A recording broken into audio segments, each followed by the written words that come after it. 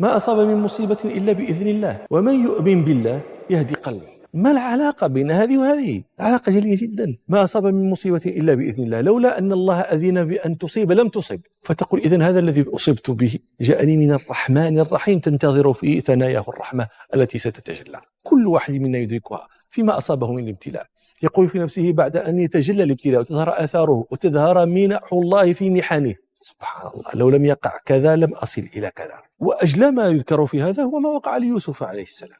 في حياة الناس المعتادة كم يحتاج الإنسان من الوقت تدرجا ليصل إلى المراتب العالية، وزير ولا رئيس دولة ولا نائب رئيس، كم يحتاج من الوقت. لكن ربنا سبحانه طوى ليوسف هذه المراحل كلها، أدخله السجن فبقث فيه بضع سنين، خرج منه عزيز مصر. ما كان ليكون عزيز مصر لو بقي في دار الله في بيت العزيز. وهذه ثمرة الإيمان، وهذا ليس إلا للمؤمن.